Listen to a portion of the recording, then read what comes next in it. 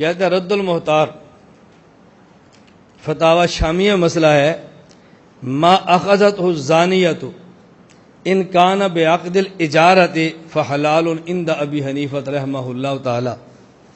غیر مقلد اس کا ترجمہ کرتے ہیں کہ اگر کوئی عورت زنا کروائے اور زنا کروانے کے پیسے لے تو یہ اس کے زنا کروانے کا جو زنا کروا کے جو پیسے لیتی ہے نا، یہ پیسے حلال مال ہے، زنا کی کمائی حلال ہوتی ہے، حرام نہیں ہوتی۔ تو کہتے ہیں ابو حنیفہ دیکھو چکلے کا لسن جاری کر دیا کہ جو بھی عورت زنا کرے گی اور اس پر پیسے لے گی تو پیسے لینے بالکل جائز ہوگا، یہ حلال کی کمائی ہے۔ تو فقہ حنفی کتنی گندی فقہ ہے۔ میں نے بتایا کہ اعتراض صورت کیا اختیار کریں گے؟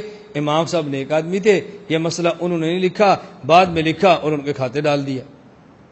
جواب سمجھیں، اس میں ہے ما اخذت الزانیۃ ان کان بعقد الاجارہ۔ اجارہ کہتے ہیں معاملے کو کہ تم میرا کام کرو میں تمہیں پیسے دوں گا، یہ چیز مجھے دو میں تمہیں پیسے دوں گا، اس معاملے کا نام ہے اجارہ، اجارہ مالیہ۔ اب یہ اجارہ تین قسم کا ہے، نمبر ایک اجارہ صحیحہ، نمبر دو اجارہ فاسدہ اور نمبر تین اجارہ باطلہ۔ اجارہ صحیحہ یہ ہوتا ہے کہ جو کام ہے وہ تو جائز ہے اور ساتھ کوئی ناجائز شرط بھی نہیں ہے، یہ اجارہ صحیحہ ہے۔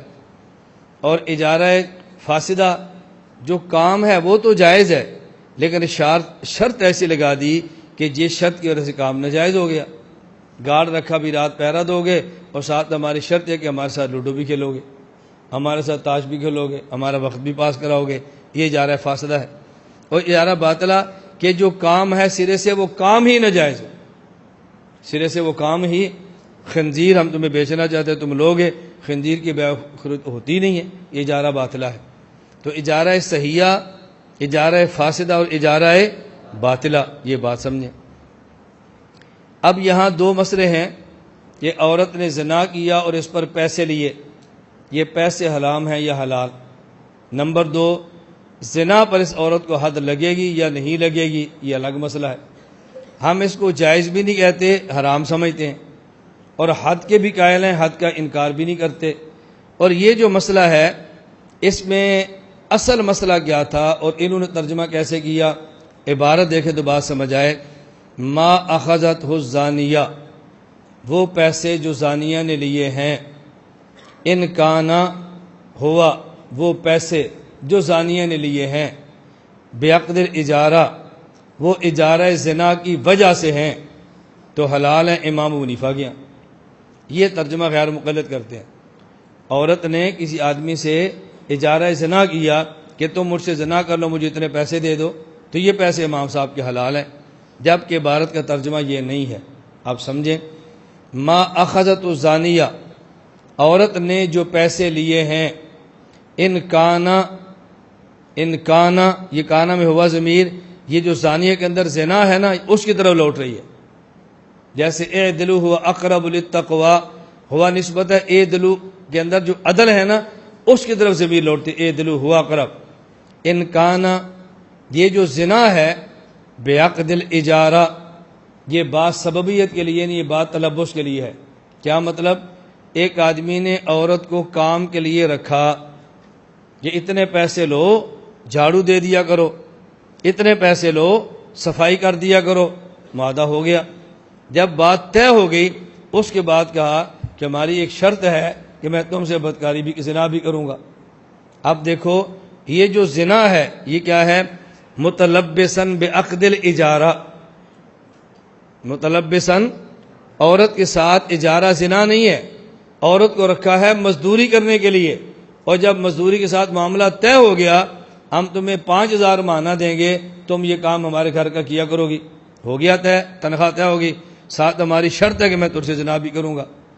اب یہ جو زنا ہے یہ زنا اس اجارے کے ساتھ ملا ہوا ہے، یہ اجارہ زنا نہیں ہے، اصل میں تو اجارہ کسی اور چیز کا ہے، اجارت النظافہ ہے، صفائی کا ہے، اور چیز ہے نا، لیکن ساتھ یہ زنا مل گیا ہے، یہ شرط لگا دی ہے کہ فحلال عند ابی حنیفہ۔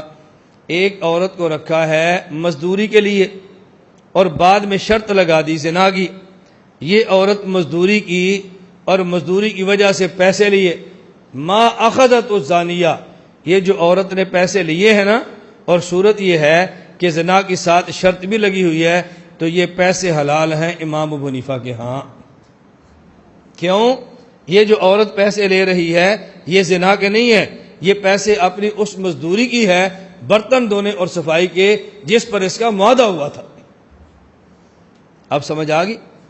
اور جب شرط لگ جائے اور اجارہ فاسد ہو جائے تو اس میں فقہ کا مسئلہ یہ ہے، اجارہ فاسدہ میں تنخواہ مزدوری کون سی دیں گے؟ جو طے مزدوری ہے وہ نہیں دیں گے، بلکہ اجر مثل جو اس دو علاقے میں رواج ہے وہ دیں گے۔ مثلا طے کر لیا ہے تم برتن دو گی، صفائی کرو گی، گھر کا کام کرو گی، تمہیں مہینے کے 5,000 دیں گے، مجھے منظور ہے۔ بعد میں کہا میری شرط ہے کہ زنا بھی کرو گی۔ اب اجارہ صحیح تھا لیکن اب شرط کی وجہ سے فاسد ہو گیا۔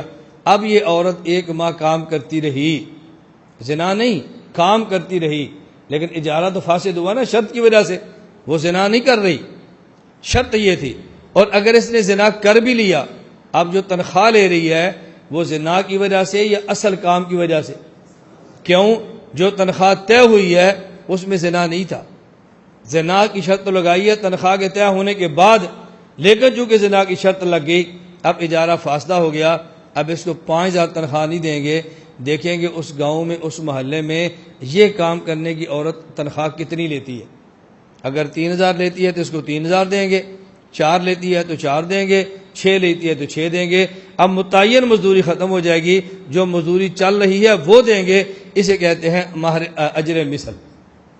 تو اب امام صاحب رحمۃ اللہ علیہ زنا کی کمائی کو حلال نہیں فرما رہے، زنا کرنے والی عورت کا جو دوسرا کام ہے اس کی مزدوری کو حلال فرما رہے ہیں۔ یہ بالکل ایسے ہی ہے، ایک آدمی مسجد میں جائے، نماز پڑھے اور واپس آئے تو جوتے بھی چوری کر لے۔ اب نماز پڑھنے کا ثواب ملے گا اور جوتے چوری کرنے کا گناہ ملے گا۔ آئے دورہ تحقیق المسائل کرنے کے لیے اور نظریں موبائل پر بھی رکھے، اب تحقیق المسائل کرنے کا ثواب ملتا رہے گا اور گندے گندے موبائل چوری کرنے کا گناہ بھی ملتا رہے گا۔ دونوں کام اس کے چل رہے ہیں، یہ آیا تھا جنت کے لیے اور ساتھ اس نے جہنم کا بھی راستہ کھول دیا ہے۔ اللہ مجھے خالص جنت نہیں چاہیے، پہلے مجھے جہنم بھیج، میں نے عذاب لینا ہے اور اس کے بعد میں نے جنت میں جانا ہے۔ پہلے میں نے شیطان والا کام کرنا ہے، اللہ پھر میں رحمان کا مہمان بنوں گا۔ مہمان رحمان کا ہو اور کام شیطان کا ہو تو میزبان بھی کہتا ہے او گدھے تجھے حیا کرنی چاہیے تھی، ہمارا ہی خیال کر لیتا، کوئی ہمارا ہی خیال کر لیتا، یہ تو کیا کر رہا ہے؟ تو جیسے مسجد میں آدمی گیا، نماز بھی پڑھی اور چوری بھی کی، اب بتاؤ نماز کا ثواب ملے گا اور چوری کا گناہ ملے گا۔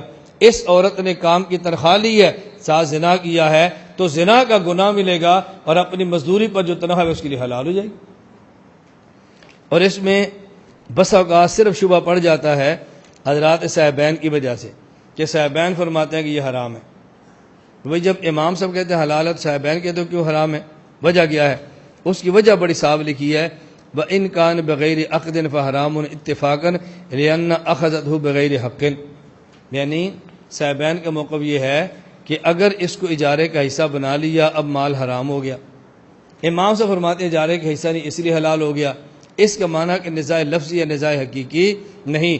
اگر اس کو اجارے کا حصہ مان لیں گے تو امام صاحب بھی حرام کہیں گے، اجارے کا حصہ نہیں مانیں گے تو امام صاحب بھی حلال فرمائیں گے، تو یہ نزاع لفظی ہے، نزاع حقیقی نہیں ہے۔ ہم کہتے ہیں احناف پر اعتراض کرنے والوں کو سوچنا چاہیے، احناف کا موقف یہ الہدایہ میں ولا يجوز الاستئجار على الغناء والنوح وقضى سائر الملاهي لأنه استئجار على المعصية والمعصية لا تستحق بالعقد۔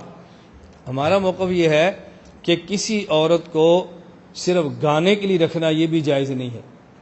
کسی عورت کو آدمی فوت ہو گیا اور نوحہ کے لیے رکھنا کہ میت پر تو نوحے کہ ہم تجھے پیسے دیں گے، یہ بھی جائز نہیں ہے۔ تو جن حضرات کے ہاں نوحے کر پیسہ لینا جائز نہیں ہے، جن حضرات کے ہاں گانے کے لیے اجرت لینا جائز نہیں ہے، ان کے ہاں زنا پر اجرت لینے کی گنجائش کیسی ہوگی؟ ہم ان باتوں کے قائل نہیں اور تم کہتے ہو جی احناف زنا پر پیسے لینے کے قائل ہیں۔ اللہ تعالی ہم سب کو بات سمجھنے کی توفیق عطا فرمائے۔